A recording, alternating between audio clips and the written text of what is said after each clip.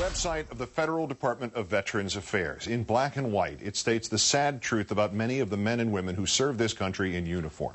Current population estimates suggest that about 195,000 veterans, male and female, are homeless on any given night, and perhaps twice as many experience homelessness at some point during the course of a year. A grotesque statistic that Senator John Edwards has repeatedly cited during his bid for the presidency, most recently last night. Tonight, across this country, 200,000 men and women who wore our uniform and served this country patriotically, veterans, will go to sleep under bridges and on grates.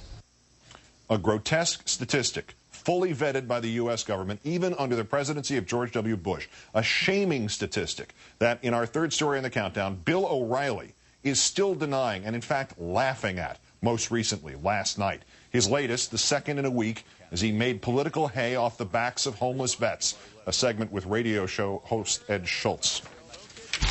As far as John Edwards is concerned, I think his message is strong and he's got tremendous conviction, but I think he needs a little bit more material than just the To America talk. He's got to get. Well, we're still looking for all the veterans sleeping under the bridges, Ed. So if you find anybody, let us know, because that's all the guys said for the last 3 months. Don't kid yourself. They may be out there, but there's not many of them out there. Okay, so if you know where one is, Ed, now wait a minute. If you know where there's a veteran sleeping under a bridge, you call me immediately, and we will make sure that man does not do it. Does not there. I will do that. Okay. Joined now by Paul Rykoff, Executive Director of IAVA, the Iraq and Afghanistan Veterans of America. Thanks for coming in, Paul. My pleasure, Keith. Well, we know what we want to say here, and it involves suggesting Mr. O'Reilly should go and do something anatomically impossible to himself with that attitude. But do you know any homeless vets by any chance? Absolutely. I mean, the VA says there are approximately 200,000 of all generations. We know that there are at least 1,500 that have served in Iraq and Afghanistan. Our organization and others are in touch with them every day. I made a few phone calls today to my friends who work in Los Angeles. They go out to Skid Row every day, and they said they're tracking 6 Iraq veterans alone that are living out in Los Angeles. We know there are about 5 or 10 here in New York. So they're there. This is a very real problem. And all you have to do, to be honest with you, if you're Bill O'Reilly, is go downstairs and look out in the streets of New York. Right. And you can find homeless veterans living on our streets every night. Right. He's 2 blocks this way from where we are. He's 2 blocks downtown.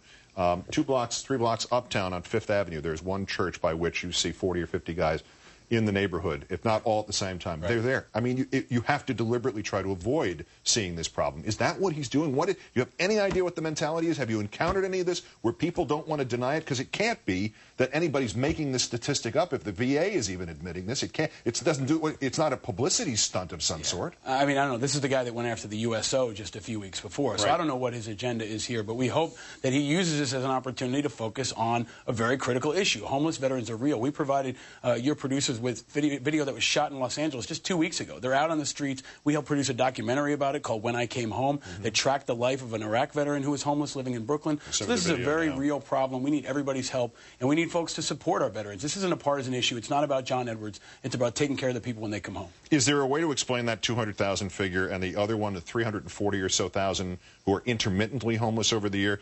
Which left-wing, anti-American, secular, progressive, NBC-dominated organization provided that number? The VA.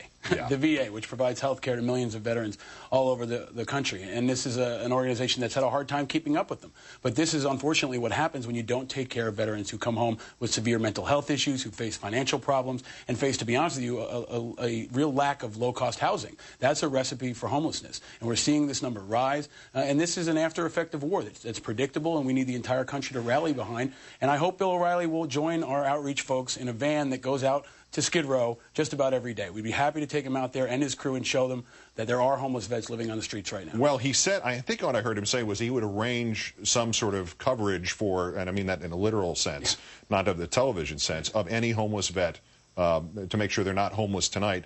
How much does that cost? What does, with his big mouth, Bill O'Reilly owe these homeless vets, 195,000 or so, just to put them inside someplace warm, say for a year? What would the price of that be? About $15,000 for supportive services. For one veteran, about $15,000 for room, board, supportive servicing, and the staffs that can take care of them. It's about $15,000. So as a country, if we wanted to multiply that times 200,000, you're at about $2.6 billion, which is a drop in the bucket compared to what we're spending in Iraq every day. So it's really about priorities, and we hope that we can use this as an opportunity to focus on veterans issues. Last night was a great step. The presidential candidates finally started talking about traumatic brain injury, post-traumatic stress disorder, and the other issues that we've been focused on for years now. We'll also probably have to explain to Bill O'Reilly that not every one of these guys, 200,000 guys, lives under a bridge. He may be fixated on that term.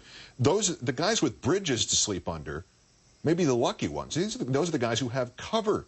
Those are the guys who have protection against the elements. I mean, they're people who are literally on the streets, nothing above them, maybe a piece of cardboard. Yeah, this is not some joke that he should be making. And they're also families. There are children. We've met some single moms that are veterans that are living on the streets with their kids, and there are actually people living under bridges. This film, When I Came Home, opens with a very powerful scene of a Vietnam veteran who literally lives under a bridge in California. He's created a makeshift living situation for himself, so it's very real, and it's not something we should mock, and it's something we need to address urgently. And he just doesn't think it's true, therefore it's not true. Step outside on the streets of New York. We could probably see some over our shoulder right now, unfortunately. If he could wish it away, I'd go over and shake his hand. If it could be, if he's correct and it's not true, I'll go over and shake his hand. I'll kiss his hand if it's not true because he takes homeless veterans off the street. We can sell tickets and raise money for vets. Right, give it to them. Paul Rykoff, Executive Director of Iraq and Afghanistan Veterans of America. Thanks, Paul. Thank you, sir. And, okay, Billy, put your money where your mouth is. House every homeless vet tonight. Just tonight. That'll be about $6,435,000.